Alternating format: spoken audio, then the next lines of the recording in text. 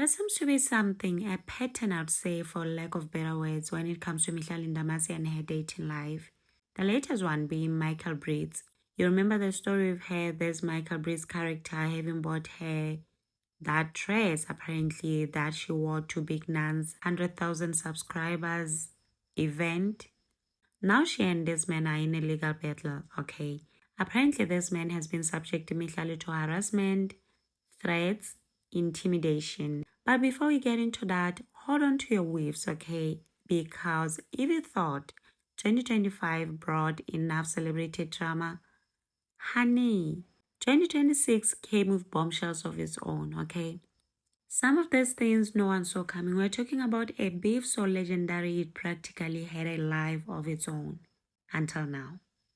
Bulani Pulu, Thobeka Majozi, and a single Instagram post that just broke the internet.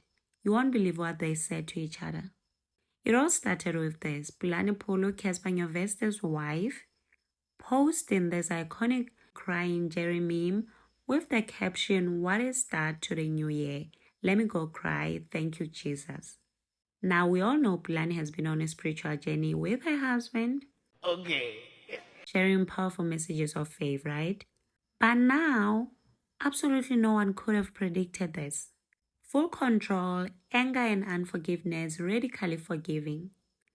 Bulani then dived deeper, sharing a raw, unfiltered message about spiritual growth. She spoke of a season where she had asked God to take full control of absolutely everything, acknowledging that she had harbored a lot of anger and unforgiveness by not fully surrendering. And she quoted scripture urging us to be kind, compassionate, radically forgiving. Powerful stuff, right? Then the unthinkable happened. Thobeka Majozi, popularly known as Bex Does It Better across her social media platforms, who is Cassper's baby mama, and let's be real, the other half of this epic saga, right? She commented on Bulani's post, not with shade, not with subliminals, but with this: "Please, God has been so kind." And Bulani's response, extremely, "My heart is beaming with joy." I gotta move on somehow. Healing energy. Fam, did you just witness what I witnessed? Is this the end of the legendary Bulani versus Thobeka saga? It certainly looks like it. Now, for those who might be new to this tea, let's quickly rewind. What was going on between these two wasn't just some casual misunderstanding. The tension between these three, because the cause of all this is this guy in the middle. Some years back, Thobeka Majozi was with Cassper, but then their relationship didn't work. She bravely revealed in 2024 that while she was fighting for their son Khotso's life in an oncology hospital, yes, Khotso was battling cancer, Cassper was busy being unfaithful to her with Bulani, and Bulani knew everything. Thobeka's story was heartbreaking, still is. She spoke of her lowest and most broken point, accusing Bulani of flaunting their relationship while her child was gravely ill. Cassper eventually issued an apology admitting he was vile and wretched in his past. Then came the marriage between Cassper and Bulani. The public understandably was in an uproar. But before that, after the marriage, Cassper did what I call damage control, just in case anything came out, because he was out here on a podcast tour talking about how he gave his life to God, how he was a horrible human being in the past, but now he has changed. He wronged his baby mama, but he never went into details of what happened. There's things that I would never tell anybody. Bro, I created a mess. Like, I created a serious mess. I hate my baby mama so much. We broke up. Thobeka later came out with the story and people found out the truth, of course. Then Cassper, of course, came out with his apology, if it was even that. Hence why it's big news that these two ladies are now in communication. But then again, I'm like, women who have babies like saying that having a baby, having a child changes your perspective on life, on things in general. So maybe Bulani, after having a child of her own, she understood the pain that she caused Thobeka. Maybe she understands Thobeka on a motherly, what's the word? on a motherly standpoint, for lack of better words, right? So maybe she was like, dang, if I was in her shoes, I would have definitely went absolutely crazy. So I get her now. I understand where she was coming from. I understand they talked it out, hashed things out. Because just recently, Tobeka was out here talking about forgiveness, right? And we all thought she was referencing to Casper. But seemingly they all forgave each other because right after that, which was earlier this year, right? I saw Casper for the first time in a very, very long time posting with his son on his stories. Fast forward to now, we are seeing this 180, I don't know, maybe it's a 360. Fans are now calling this reconciliation beautiful. I feel it's a beautiful thing as well, a testament of forgiveness and praising the maturity of both women. And I must say, I commend them too.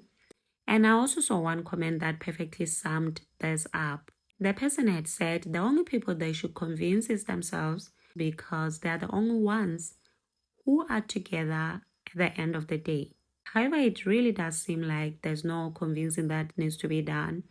It really does seem like these women are ready, after years of public drama, to fix each other's crowns rather than knock them off. I mean, their kids are siblings, so this was bound to happen at some point.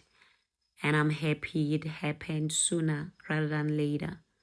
And I also feel like this isn't just celebrity gossip moment. It's a powerful message about healing, faith, and choosing peace. We live in a world that often thrives on conflict. Bulelani and Tobeka have put on their big girl undies and are showing us a different path. And that is a path of radical forgiveness for themselves and for each other.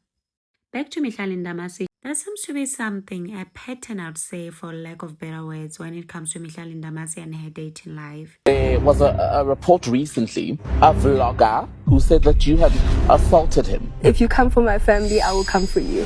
It's your responsibility to make sure you are not giving people ammunition. Some people think I'm a bitch. She knows what's going to get at people, and she just knows how to poke at it. Now they call you a homewrecker. Did you get with Leroy because he's got money? A few moments later. Oh no, it's not my place to wait. I'm not the one who's married. A few minutes later. I come before you today with a heavy heart and a sense of responsibility to address a matter that has been circulating and has deeply affected me. It was with great vulnerability that I admit I was involved in a toxic relationship. This relationship started off verbally and emotionally harmful, and matters quickly escalated to it being physically harmful. A few inches later. Mihlali is looking to sue a hotel that she stayed in. It is alleged that the staff at the hotel are the ones that leaked information about her with her current partner. Now, this partner is a married man, so that is what makes the story juicy. 12 seconds later. She came out with a statement. You all remember Mihlali's saga with Michael Breeds, right? Mimi, okay. I'm done now with Dolce Gabbana. I managed to find you a fit. Couldn't get a bag though because I thought it was going to be too much purple. But anyway, there's Dolce Gabbana that side, so we'll see. Yeah, but your fit's there. Anyway, I'm rushing to the airport now. In her statement, she's saying, I'm issuing this statement as a matter of safety and self-preservation.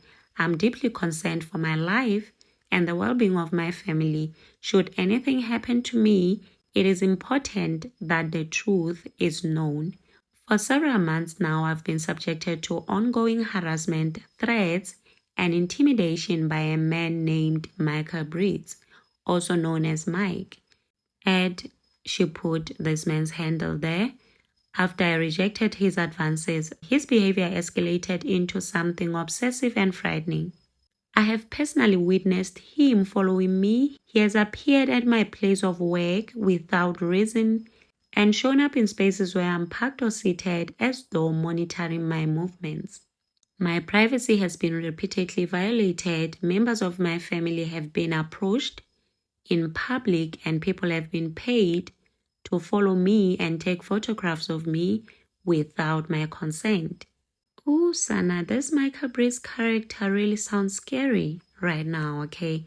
It was fun and games when he was buying her gifts and stuff, but now, they're scary. She continued to say, at the same time, false and damaging stories about my life have been circulated through blogs and online platforms. Some media publications repeated these allegations without verification. This has caused significant reputational harm and has further endangered my safety by presenting fiction as fact. I'm currently engaging with law enforcement and taking the necessary legal steps to protect myself. I'm speaking publicly not for attention nor sympathy, but because silence has become unsafe. It is important that it is known that these concerns have been raised and that this behavior has been ongoing. As a person with influence, I understand scrutiny. Influence, however, does not equal consent. A woman does not owe access to her life, her body, or her time because she was pursued. Rejection is not provocation. Silence has cost me my peace. Speaking now is an act of self-preservation. We need to come to a point where men understand that courting a woman does not entitle them to you or your body. No means no. But according to Daily Sun, there was a point where Mihlali Ndamase, 29, allegedly escaped spending time in prison holding cell after she allegedly hit her boyfriend Michael Breeds with a beer bottle.